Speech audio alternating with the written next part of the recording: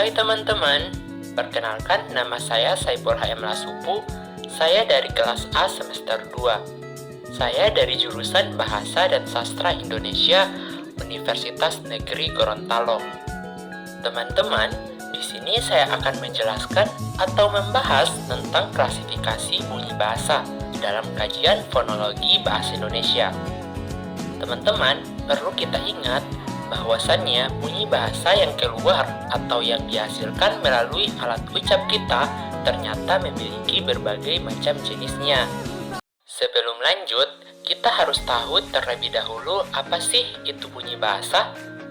Nah, bunyi bahasa atau bunyi ujaran adalah bunyi yang dihasilkan oleh alat ucap manusia atau bunyi yang diartikan, kemudian membentuk gelombang bunyi sehingga dapat diterima oleh telinga manusia. Nah, setelah kita tahu apa itu bunyi bahasa, selanjutnya kita beralih pada jenis-jenisnya. Yang pertama, bunyi bahasa berdasarkan ada tidaknya rintangan terhadap arus udara.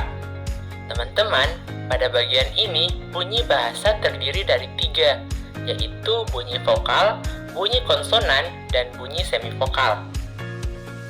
Bunyi vokal adalah bunyi bahasa yang arus udaranya tidak mengalami rintangan, sehingganya pada pembentukannya tidak ada artikulasi. Misalnya huruf A, I, U, E, dan O.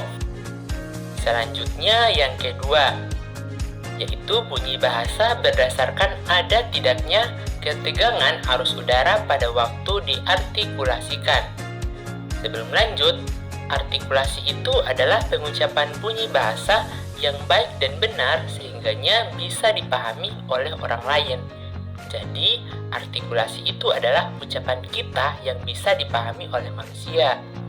Pada bagian ini terdapat 2 jenis bunyi, yaitu bunyi keras dan bunyi lunak.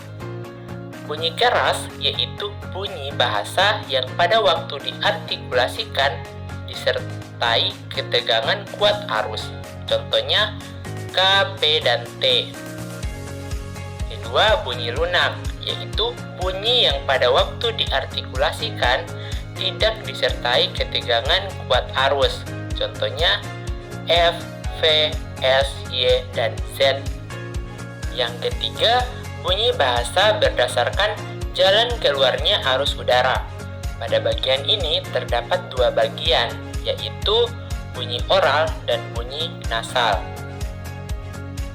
Bunyi oral yaitu bunyi yang dihasilkan dengan jalan mengangkat ujung anak tekak mendekati langit-langit lunak untuk menutupi rongga hidung, sehingga arus udara keluar melalui mulut. Contoh bunyi B, D, K, P, G, dan T. Dan bunyi nasal adalah bunyi yang dihasilkan dengan menutup arus udara yang keluar melalui rongga mulut dengan membuka jalan agar arus udara dapat keluar melalui rongga hidung. Contohnya bunyi M, N, dan Eng. Yang keempat, bunyi bahasa berdasarkan kenyaringan bunyi pada waktu terdengar oleh telinga. Bunyi dibedakan menjadi bunyi nyaring dan bunyi tak nyaring. Derajat kenyaringan ditentukan oleh luas atau besarnya ruang resonansi pada waktu bunyi diucapkan. Makin luas ruang resonansi saluran bicara, makin tinggi derajat kenyaringannya. Begitu pula sebaliknya. Selanjutnya, yang kelima. Bunyi bahasa berdasarkan lamanya bunyi itu diucapkan. Pada bagian ini, bunyi bahasa dibedakan atas bunyi panjang dan pendek. Perbedaan ini didasarkan pada lamanya bunyi itu diucapkan atau lamanya bunyi itu diartikulasikan. Yang keenam, bunyi bahasa berdasarkan perwujudannya dalam suku kata. Pada bagian ini, bunyi bahasa terdiri dari bunyi tunggal dan bunyi rangkap. Bunyi tunggal yaitu bunyi yang berdiri sendiri dalam satu suku kata, semua bunyi vokal atau monoftong dan konsonan. kedua, bunyi rangkap, yaitu dua bunyi atau lebih yang terdapat dalam satu suku kata. Bunyi rangkap terdiri atas diftong dan klaster.